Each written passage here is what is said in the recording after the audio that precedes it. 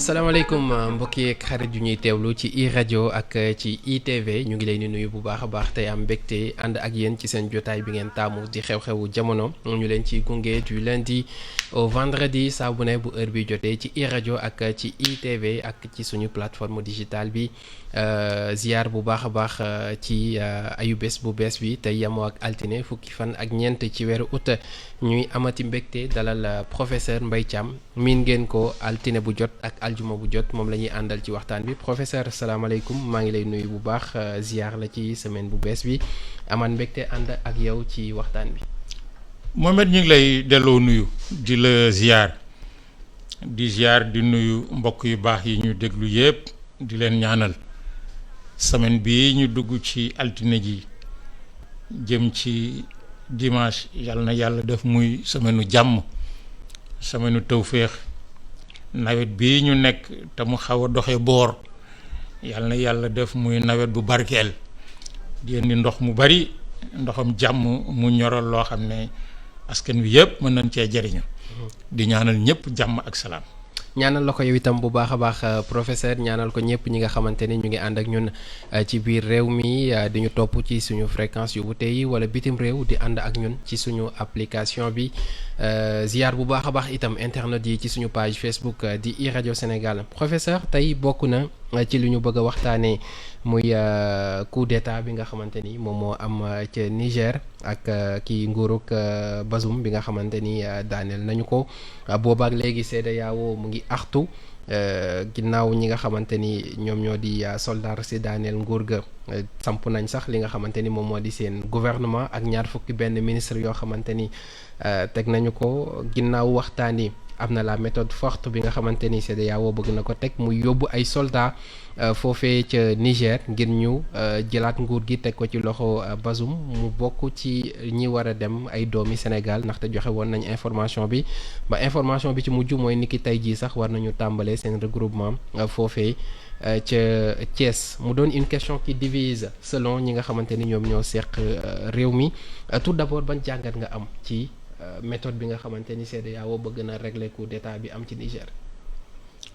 waaw Mohamed man de bi coup d'état bi amee ci Niger la ma waxoon ca njëlbeen nga daanaka mooy sama wax tey bi ci njëkk moo di coup d'état moom. amul benn justification.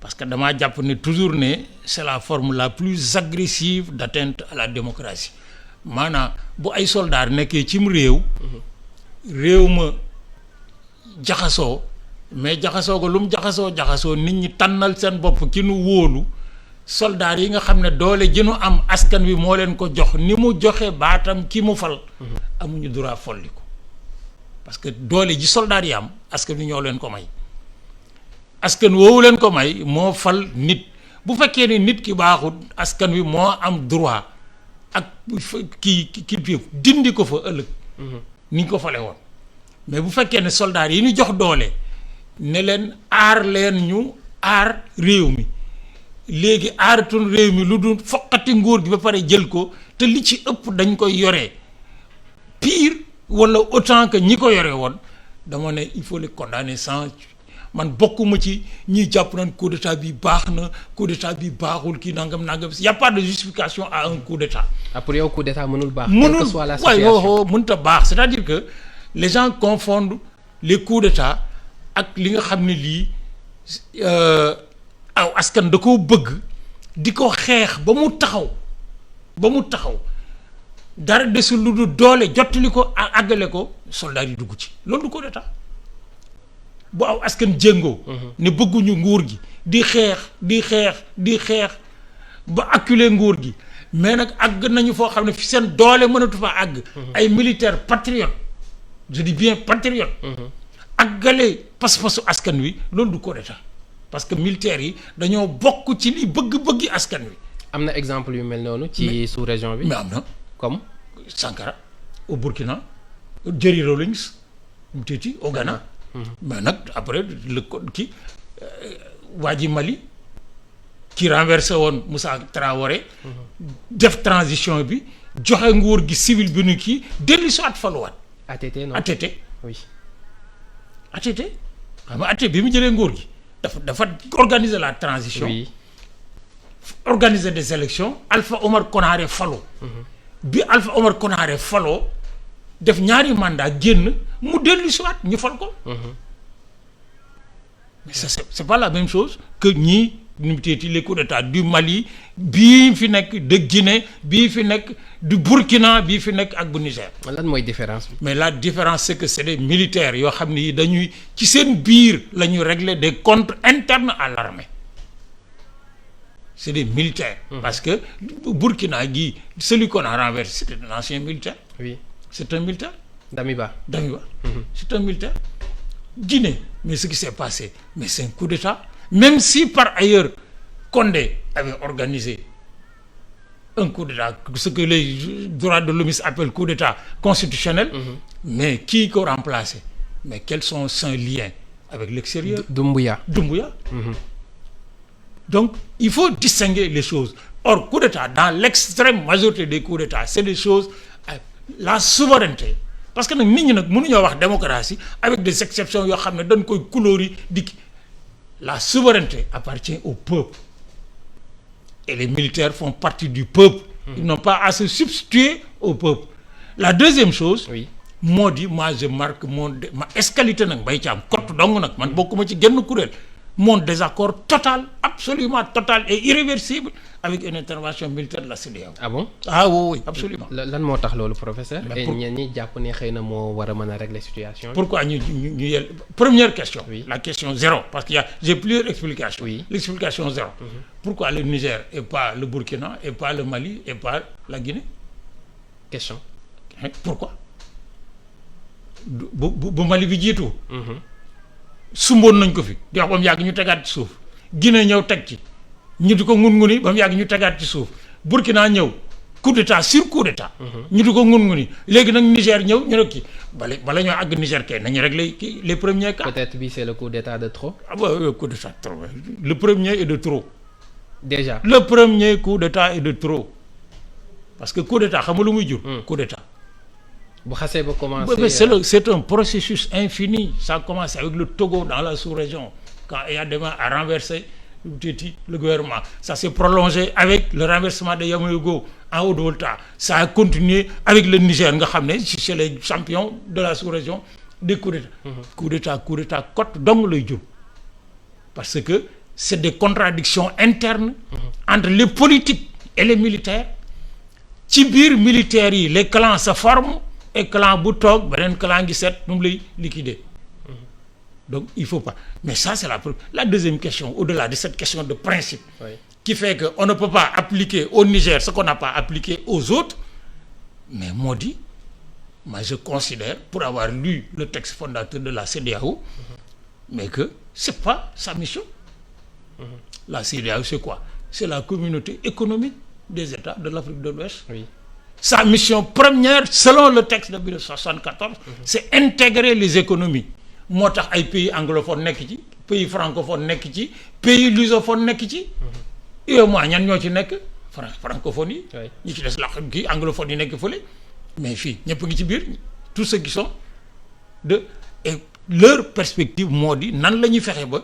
koom-koomu réew yi ko séq di fukki réew ak juróom nga xam ne bu ci nekk da ngaa na sax ñu am une grosse locomotive bopp saxaar bu mel ne Nigéria nga xam ne li fa nekk ci nit nekk fa ci am war naa mën a dawal saxaar gi am ñaari réew yoo xam ne seen taxawaay màgg na muy Côte d'Ivoire ak nu mu teeti Sénégal le Ghana faisant le truc mais war nañu mën a tirer tous les autres pays sans exception y compris les Lilliputiens comme nu mu teeti la Gambie et la Guinée-Bissau su ko defee ñu ubbi frontières yi li am fii ñu yóbbu ko fële li manqué fii ñu andi ko fii ñu jaxasoo duggante ba nga xam ne population yi dina dem nga xam nañ ne benn carte d'identité bi ñu amee muy CEDEAO mais du carte d'identité factice.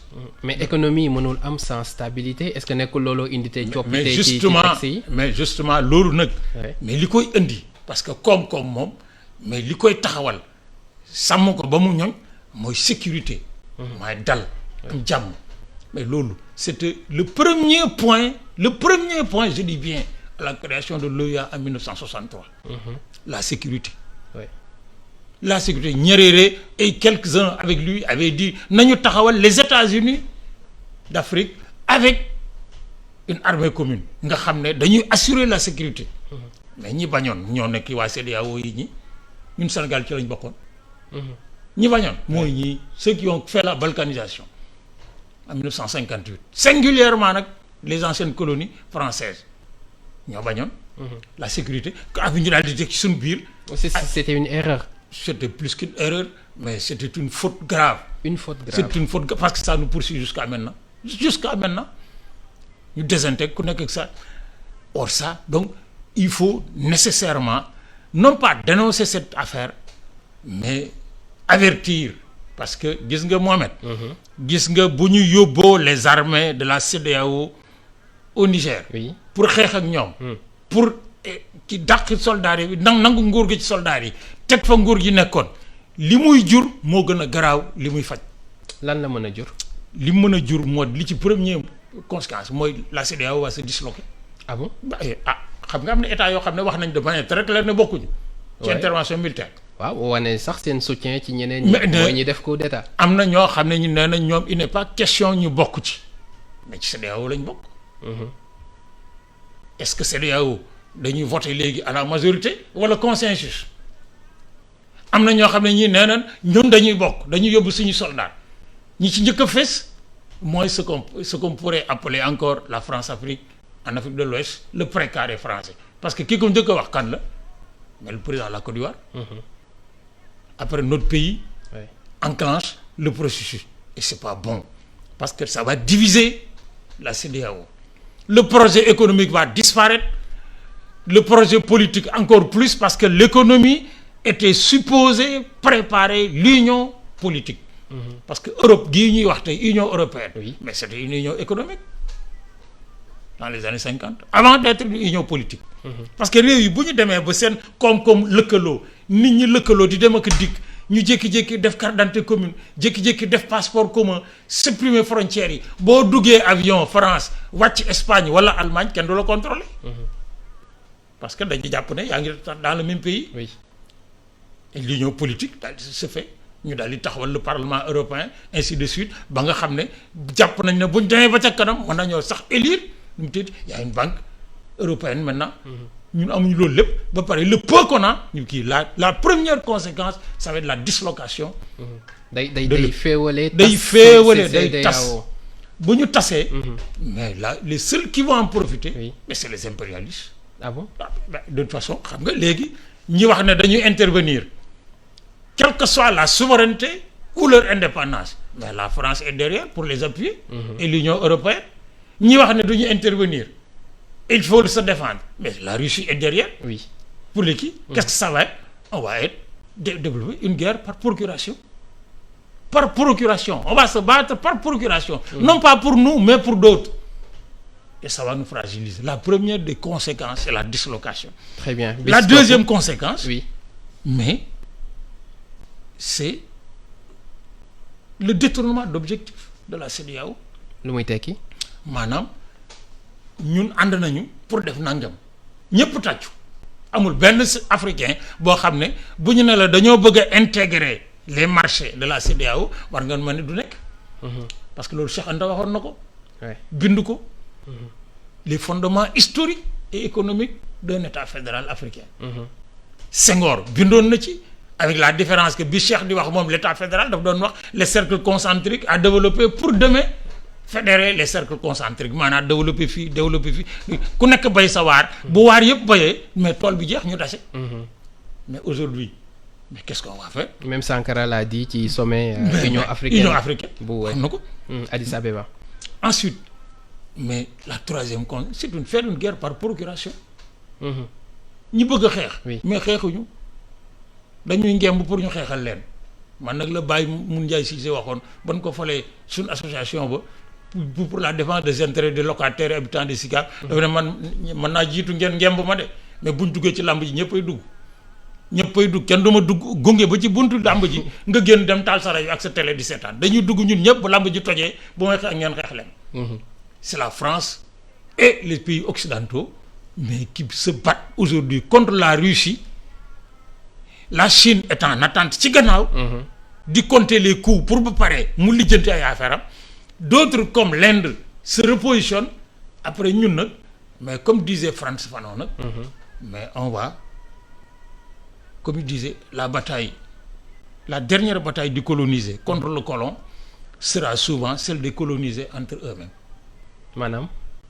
Frantz Fanon c'est mon ami Chérif Salif Sy qui le rappelait dans un post hier.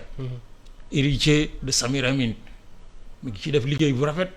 il fàttali attention en évoquant cette question. oui nee na Frantz Fanon nee na woon xeex bi ñin moom ci buumu njaam. mujjee xeex mooy xeex bi ñuy xeex ci seen biir di ko xeexal ki leen moomoon. parce que nag c'est les tubaab et la France qui a le plus grand intérêt aujourd'hui à ce que ces révolutions des baïonnettes. qui n'en est pas une. mais ne prospère pas parce que nag la France a commis suffisamment d'erreurs pour que képp ku xam ne tu es un historien xam nga ne l'avenir de la France en Afrique va disparaître. parce que c'est le système colonial le plus bête qui soit. mais nag c'est pas une raison mais pour que ñu ngemb ay nit ku ñuul ñuy dem di xeex ak am réew nit ku ñuul ci suñu biir. armée mais surtout que la dernière des conséquences. à supposer que l'armée de la CEDEAO dem dàq soldats yi. oui léegi ban armée mooy des Niger. pour défendre le Niger. xam nga bu leen dàqee. jël Bazoum tegaat dal di ñibbisi mais militaires yi dàqaat Bazoum. ça veut dire quoi. oui ça veut dire que aujourd'hui suñu leen dàqee ba pare on sera tenu de maintenir une armée en permanence sur place pendant combien de générations. comme ni ñu defoon un peu ak Gambie. voilà c'est que lan mooy différence bi parce que gisoon nañ intervention. mais la Gambie c'est un moindre cas c'est gis nga tous les cas j'ai vu des comparaisons dans les réseaux sociaux. parce que gis nañ ni bi Yaya Jammeh bi ñu ko gagné c'était en 2017 n'est-ce pas. 2017 ñoom dañu ba fa ba ñoon dem alors ñuy yabal fa ay soldats ñu dem remettre de l'ordre et tout. pourquoi ñu mën ko def Gambie et mënuñu ko def lan moo waral situation yi yemuñu. les situations ne sont pas les mêmes. oui parce que gis nga. La bataille géopolitique. bi nekk Niger. oui c'est pas la même que bi nekk Gambie. gis nga Gambie. oui la contradiction géopolitique. mais elle est locale. c'est le Sénégal qui a intérêt. en tant que État. à ce que lii xew Gambie. mais ñu mën cee sotti ndox léegi. parce que buñ ko defut du yem Gambie. c'est pas une affaire de géopolitique sous-régionale. encore moins continental alors que lii xew benn kii nu mu teeti Niger mais c'est une géopolitique sous-régionale régionale même et à la limite ça peut déboucher sur parce que xam nga coow li armée yi ñuy wax mais déggoo ci l'armée bi nga xam ne moom la gars yi defoon bras armé depuis 20 ans pour aller par kii mooy le Tchad. xam nga Tchad kenn xamul fu mu bokk. bu tey xam nga c'est un pays d'Afrique centrale. mais c'est le pays qui intervient le plus dans la sous-région. mais ce qui se passe là-bas c'est que c'est de la géopolitique extrêmement nag pernicieuse parce que le Niger mais c'est 80% de l'uranium français. L'uranium c'est 90% de la production énergétique en France. Donc ça pose des problèmes yoo xam ne yi la preuve il y a une armée française sur place. Il y a une armée américaine, il y a une base américaine. Il y a une base américaine sur place. Et gis nañ même Barkhane bi ñu génnee Mali génn Burkina Faso. ñu ñëw Niger foofu lañ daw dugg. ñëw Niger. oui mais Mali gi ko fa nekk kenn. par contre nous Sénégal depuis 1981 notre problème numéro 1 autour de tous les problèmes mooy la rébellion en Casamance. mais c'est la Gambie. C'est le régime gambien point barre. Et au nom de la sauvegarde de notre souveraineté et de notre sécurité mais mënuñoo bàyyi tout ce qui se passe en Gambie la preuve. bu fekkoon ne c'est de l'impérialisme que nous voulons mais bi ñu demee Gambie sous Daouda Diawara. mais dootuñu ñibbisi. mais le Sénégal a été très respectueux des engagements internationaux vis-à-vis de la Gambie et vis-à-vis de l'ensemble des pays. rétablir la situation génnaat c'est pas la même chose au Niger li fa kii moo di c'est la zone qui va basculer gis nga si on intervient la zone peut basculer complètement et ce sera la guerre partout Et si on n'intervient pas? Mais est-ce si que on du basculer également? mais non Vu oh jamono ji ku nekk di ngay xëccoo Russie fii. waaye li ñu xëccoo mënuñu ko parce que nag mais regarde ce qui s'est passé après l'intervention en Libye.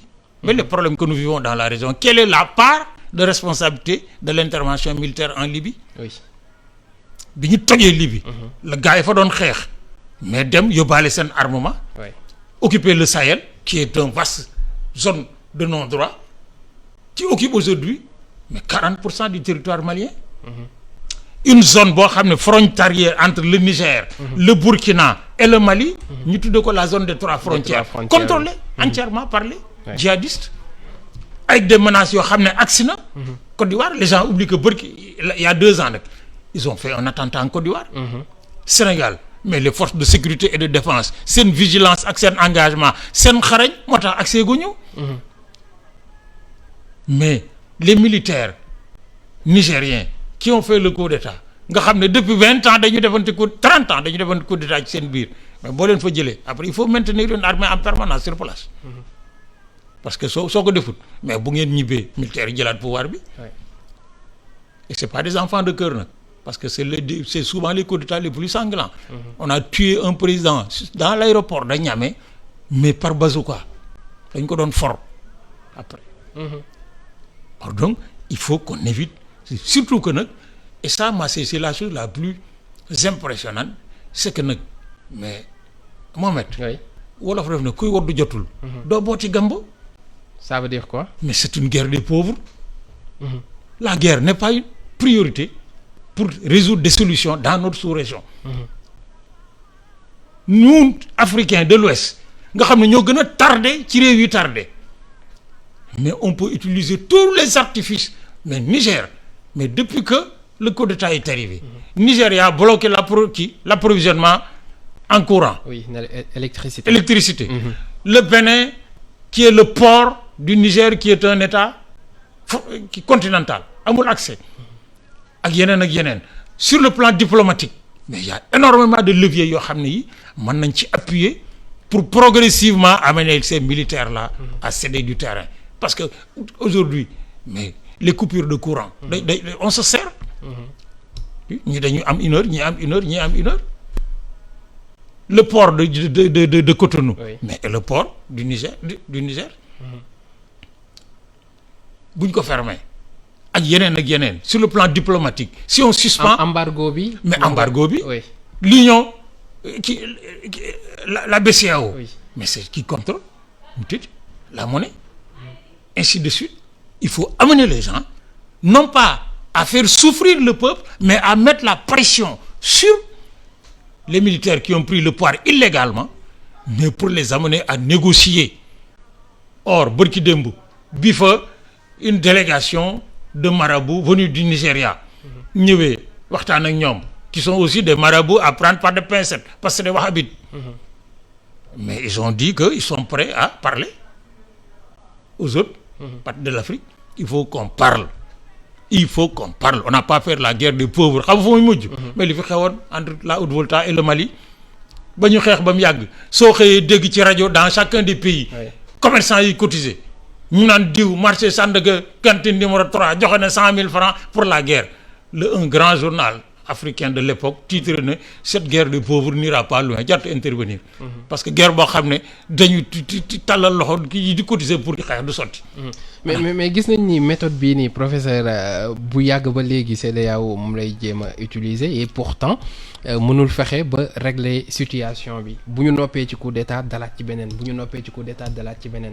mais c'est parce que c'est pas une affaire à reprocher à quelque organisation que ce soit. C'est notre niveau d'évolution politique qui en est à ce niveau. C'est-à-dire que en Afrique, tu as l'impression, quand tu lis les réseaux sociaux, la démocratie, mais la démocratie, oui. Mais c'est ça qui explique les coups d'État. Ali, moi, niveau. Mais, attends, démocratie, oui. C'est un vœu infini. C'est-à-dire, passe-passe la boo xam ne du jeex. Mais fii ak góo ci moitié yoon wi lu ne xaj na fi. Suñu niveau d'évolution démocratique nga xam ne boo koy mesurer da nga koy mesurer ci ñaari yëf bi ci njëkk mooy suñu niveau de conscience politique. conscience politique mooy lan. mooy nit ñi bokk am réew di ay sénégalais wala ay nigériens wala ay kii ñu àgg ci foo xam ne ku ci nekk da ngay xam say àq de manière très claire xam say yelleef xam li nga mën ak li nga mënut li la war ak li la warut nga jiital li la war ci say bëgg-bëgg. mais loolu benn pays africain dans la sous-région àggu fa liir naa démb. ci affaire Niger. benn waay mu ne Wagner. bi nga xam ne c'est le bras armé de la Russie l'impérialisme russe en Afrique. Oui. C'est un mouvement de libération nationale xam nga loolu kii ko wax un Nigérien bi wax loolu xam nga xamul dara ci la xew. C'est un mouvement de libération nationale. Comme si l'histoire du mouvement de libération nationale depuis les années 60 avec les guerres yi nga xam ne africains yi mené nañ ko contre le colonialisme portugais et contre comme si c'était à perte et profit. On n'a rien appris. Donc c'est notre niveau de conscience politique, notre niveau de développement politique. Maanaam àgg ci foo xam ne dinañ dem ci politique foo xam ne fii mais kenn du taxaw di yëkkati fitna di wax ju ñagas di def yëfi fitna da ngay taxaw de manière très claire irrévocablement taxaw ci librement choisir ñi lay fal. ban pays ki àgg réew moo xam ne bu ñuy voté fukki nit yu xëy solo dem voté juróom benn yi xamuñu lu tax ñuy voté. xamuñu lu tax ñuy voté juróom benn yi am na ci ñeent yoo xam ne dañ leen a neexal pour ñu voté li ma sama maam ba gisa doon wax bi ñu commencé génn am politique légalité di kii mais ma gis nit ñi di ñëw naan la soo ma joxee xaalis di neexalaate pour ñu fal leen laa ne ñun ndekee li ñu yenu attanuñ ko. kaay ma neexal la pour nga yónni ma kaay ma neexal la pour nga yónni ma c'est-à-dire yow yaa am. noonu lañ ko mën a tekkee. noonu lañ ko mën a tekkee. la corruption pour faire voter. mais c'est aussi simple que ça. damaa bëgg a nekk député mais ñi may voteel nga xam ne ñoom ñoo ma yilif. ñoo may yónni ne ma defal nangam ak nangam ba ma ko defee ñëw ñu ne ma macha allah ba ma ko deful ñu war maa dàq wut keneen. yow nga jël sa xaalis di leen jox pour ñu yónni la xanaa léegi dootu yónnente rek. donc notre niveau de développement politique c'est-à-dire ñu àgg ci fukki nit yoo xam ne ay citoyens lañ d'un pays africain juróom-ñett yi au moins mais li Mbaye Thiam di wax ça les engage pas. li ma dem ba di wax ça les engage pas dañuy bàyyi ñëpp wax ba pare ñu teg li ñëpp wax ci kaw taabal ji tànn ko cim xel ci xeltu ci xam-xam bu wóor dal ni kii on élimine ba mu des ñett ñu ne ñett ñi fa des man diw laay wooteel parce que lii ma neex. mais bu boobaa mais les militaires mais ne prendront plus le pouvoir parce que nag prendre un pouvoir dans un pays boo xam ne bii li nga war a def te mënoo ko moo ëpp li nga mën. mais pourquoi nga di ko def. parce que question boobu noonu ça revient tous les jours professeur pourquoi militaires yi ci yenn dëkk yi à chaque fois ñuy bëgg di jël nguur gi est-ce que c'est la faute ci ñi nga xamante ni ñoom ñoo di président yi wala la population wala ñoom militaires yi ci boppam nga xam ni seen place normalement ci caserne yi la. mais c'est tout est lié Mohamed xam nga am réew doo jël politiciens yi teg ne. mais c'est une catégorie citoyens yi teg nii c'est une catégorie ci biir citoyens yi nga ne professeur d'université yi fii militaires yi fële magistrats yi fii mais c'est un tout. Une société c'est pas des catégories yoo xam ne da nga leen di def dans des cases ku ci nekk di bayal boppam c'est un ensemble ku ci nekk nag da ngaa am rôle da ngaa am fonction da ngaa am mission mais ci kaw nag ñu xam ko. C'est-à-dire que l'une des choses les plus dramatiques en Afrique. Oui. Mais c'est que dirigeants yi. politique yi. ñi ci ëpp. mais dañoo ëppale seen bopp xeet wi ñu jiite parce que dañoo defe ne ñoom. dafa mel ne yàllaa leen yónni pour ñu lijjanti askan wi au rôle c'est pas vrai. yàlla ba mu gëjee yónni ay yonent la génne loxoom ci loolu dafa ne def naa ci yéen xel def ci yéen xol def ci yéen xam-xam pour que li leen arrangé ngeen def ko ni mu leen waree ni ngeen ko bëggee ci sàmmante ci seen biir. maintenant nag des militaires à qui on donne toute la force légitime parce que man dama gëm ne fii ñu toll tey ñun Sénégal lépp lu ñu def ci kaaraange. mais doyut parce que li ñu may nag ñu toog fii di waxtaanee lii. kaaraange gi ñu may de.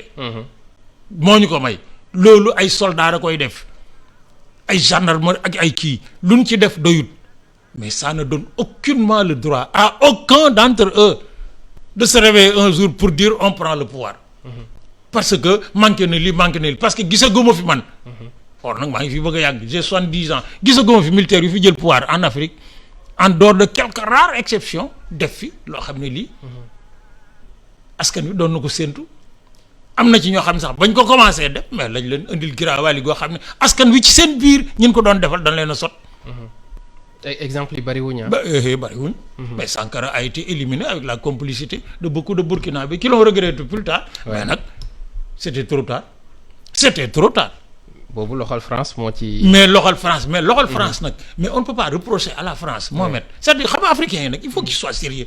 astafurlah il faut que ñu soient conscients. mais gis nga man. mais man je comprends pourquoi la France veut nous dominer. et je le reconnais à la France. pas le droit. mais l'intérêt à nous dominer. parce que France bu ñu coloniser wutoon. du nekk puissance économique. ay intérêt mais suñu fullay bopp nag. suñu fayday bopp mais tey ci tey. man réew la ay tubaab yore ay nit ñu luñ yokki juddoo ci suñu biir. mais kon kay bu ñu reprocher France man je dis la France mais défend ses intérêts. ñun sénégalais ñun ivoiriens ñun nigériens ñun kii mais quels sont nos intérêts. c'est à nous aller défendre pas la France. Reprocher à la France de vouloir nous dominer. mais c'est ne pas connaître ce que c'est que l'histoire de l'humanité. Maintenant déplacer le problème nag gis nañu jamono ji ñu ngi ne non nañu dakkal France jox bopp ñi nga xamante ni ñoom ñoo di Russie est-ce que loolu également du ñu baal ma ci kàddu gi choisir ci lu ñuy tuddee sa choléra. li Matar ji jàgg waxoon en 1972 la 13 la njëkk a dégg mu wax ko dans une conférence à Linguère. mooy lan.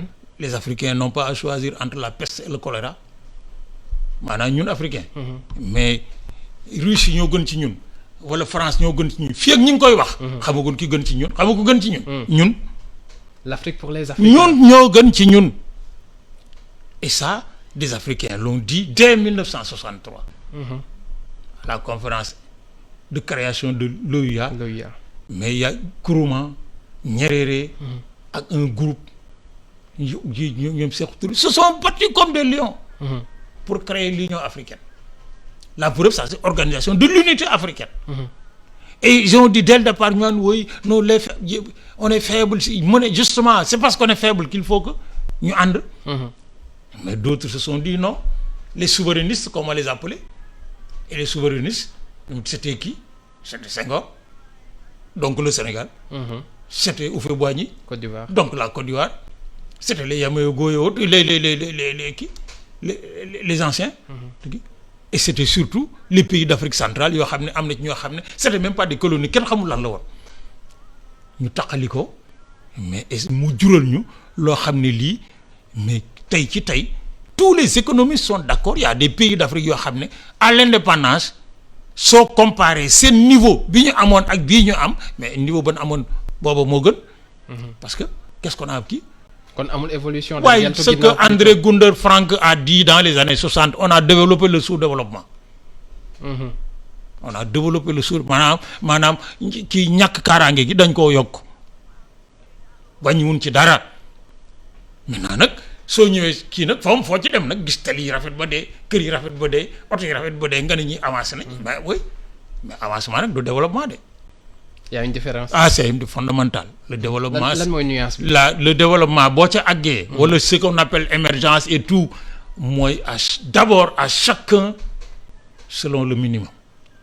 Képp ku yewoo ci réew mi war nañ fexe ba mais nga gëm ne ci askan wi nga bokk ni nga ciy bokkee moo di nga lekk ba suur. waxuma nag lekk caviar. mais di nga lekk ba suur. ñaar di nga faju boo feebaree. di nga jàng am xam-xam mais loolu ban pays moo ko fi def en Afrique aucun. Alors qu'est-ce qu'on nous a pas appris les comités militaires de libération nationale yi les gouvernements militaires de coup d'état lu ne tudd nañ ko fi. façon sigle bu ne indil nañ ko fi. ban moo ci kii le coup d'état qui a renversé Modibo Keïta mais tout le monde a applaudi. Oui, parce que Modibo Keïta nous m'étions or qu'est-ce que c'était? Mais les Français ont instrumentalisé ay nit. ne leen Modibo Keïta est en train de se rapprocher de la Russie. nangam. ñu daane ko les Maliens sont descendus dans la rue di tàccu di tàcc comme ce qu'on a vu bërki démb au Niger. fu mu mujj. Cekoro Bakayoko ñi seetaan football au stade de Bamako. mu dugg wàcc ci tribune bi ñëw ci digg terrain bi jël pistolet teg ci bopp arbitre bi. ak yeneen yoo xam ne nit mënu koo nettali ci ñàkk jusqu'au jour où Moussa Traoré di leen menacer je descendrai le feu du ciel sur vos mains. C'est un autre coup d'État qui l'a renversé. Et ainsi de suite jusqu'à aujourd'hui. Et puis chacun nag fait la fanfaronnade. mais ci décision bi dañu gis mu mel ni am na ñoo xamante ni dañu dem sax bay def apologie lii di coup d'État yi ça également bu ñu demee ba egg foofu est-ce que du poser problème. Mais pourquoi dans les pays yi nga xam ne ñoom dañoo jàpp ne ñooy modèle démocratie. Oui. kenn xalaatu mais là les armées américaines. Les armées françaises. allemandes. ñoo ëpp doole suñu armée yi. oui est-ce que xalaat nañ ñoom jël coup d'État. Un officier xalaat na. en France aux États-Unis def un coup d'État. mais parce que le niveau de démocratie et de conscience politique. parce que li xew mooy xam nga bu ñu defee coup d'État au Niger. oui instrumentaliser nit ñi ñu ñëw feesal stade bi waa ji ñëw solu daal di takk kii bi ñu wër ko génne drapeau soviétique yi drapeau chinois yi drapeau kii yi mais après. mais bu ñu ñibbee. oui à la maison mais la plupart des gens qui étaient au stade ku ci nekk wuteeti doo reer wala soo reeree doo suur wala li nga reeree moom nga desele woon kii. après nag on change nu teeti de responsabilité c'est-à-dire que Afrique notre combat. Notre combat c'est un combat pour le développement. Le premier colloque que j'ai organisé en tant que directeur de l'EBAD, maa ngi ko indi information démocratie développement. Information démocratie développement boo ma saan rencontré ñi ñëw ci liggéey ñu naan démocratie ma ne déedéet l'ordre n'est pas l'ordre est dialectique. oui D'abord informer dans une société humaine Mohamed. Si la majorité n'est pas informée, il n'y a pas de citoyens. oui C'est des sujets. Si une société humaine ñi ci ëpp xamuñu li xew ci réew mi et que dañ leen di wax li ñu bëgg ñu xam ko. di leen nëbb li ñu war a xam dootuñu ay citoyens ay baadoolo lañu. au sens premier du terme. ñaareel ba loolu bu amee cim réew. développement démocratie mënu fa am. parce que démocratie day nekk réew moo xam ne ku nekk li nga war a xam da nga koy xam ni nga ko war a xamee dans le fond et dans la forme. ñu bàyyi la ak sa bopp nag bu dara bu àggee ci tànn nga ni Mbaye Thiam ak coom lu bari lii man Mohamed Kandji laa gën a wóolu. daal di tànn Mohamed. Or sans information y a pas de démocratie. Sans démocratie y a pas de développement. les trois sont liés. Sont dialectiquement liés c'est-à-dire que bu ci nekk sa moroom moo lay dundal et que benn ci ñoom mënut a dund bàyyi ñi ci des. Professeur waxtaan bi am na solo lool malheureusement li ñu cëraloon ci waxtu yegg nañu ca fii la ñuy yemandi ci xew-xewu jamono tey moo nekkoon suñu numéro bu njëkk ci semaine bi ñu amoon mbégte ànd ci ak yow sant la bu baax a baax gërëm la jox la rendez-vous aljuma incha allah ci beneen numéro. Mohamed yàlla nañu yàlla yóbbu ci aljuma. amiin buñ ci yóbboo yàlla nañ ko fekk ba tal ko ba mën a waxtaane luy jëriñ askan wi di fàttali rek bés bii di fukki fan ak ñeent ci weeru août 2023 méngaleeg bés bi waajur bu baax sëriñ bu baax kilifa gu baax góor gi Ahmed Sakhir Ndiéguène bu nekkoon fii ci Thiès. nekkoon premier xalif gannaaw bi waajuram ba génnee Amadou Baro Ndiéguène fii ci Thiès wi Amadou Baro nag digganteem ak Seydi Hadji Malick man li mu ci njëkk a jàng ci lam bi ñu sama bàyyi Alaaji Abdu laa ko dégg. te moom lu mu wax nag fayal bor. mais Ahmed Sakhir Ndiéguène mii nag digganteem ak Alaaji Abdu am na ci loo xam ne lii kenn du ko wax ci rajo kenn du ko wax ci télé. ndax dafay am leneen lu muy nuru mais man nag xam naa parce que ki ma wax nag xam na. le 14 août 1997 la génnoon àddina ci téeméeri at ak juróom-ñaar. 107 ans. macha allah di woon nit ku yàlla baaxe woon. diggam ak sëñ Abdou Aziz am ay sew-sew yoo xam ne yii soo ko xamee ci ngay mën a yokk sa gëm-gëm ci li ñuy wax nitu yàlla ndax weer lañ ci teg 30 jours le 14 septembre la ko Alaaji Abdou fekki woon barzak mooy loo xam ne lii am na ci nag loo xam ne lii Mbaye Thiam moom ab taalibe kott dong la mën a doon lu ci sori mais góor gi Amadou Sakhir Ndiéguène bés bii la génnoon àddina wóor na ma ne boo demee quartier kër maam Alaaji ca Thiès mbokk yi ak feneen ci àddina ñu ngi koy ñaanal waaye yal na yàlla yokk taxawaayam ca barzaq ak jullit yam fa fekk bokk na ci liggéeyam bi ma mujjee Marseille fi ma dëkkoon jumaa ja fa nekk ab sëta ma fa nekk di fa jiite di tafsir alxuraan loolu nag ku ko yàlla defal bés bi nga génnoon àddina waa Sénégal war nañ ko xam ñaanal ko yal na yàlla yokk leeram te taas ñu ci barke amiin merci beaucoup professeur xew-xewu jamono la woon àndoon ci ak professeur Mbaye Thiam jox ko rendez-vous aljuma incha allah ci beneen numéro fii la ñuy yemandi ci jotaay bi Mohamed Kandji moo leen ci doon gunge Fatima Kane Ndiaye féete ci xarale gi jaajëfal leen bu baax a baax merci à tous très bonne journée excellente semaine.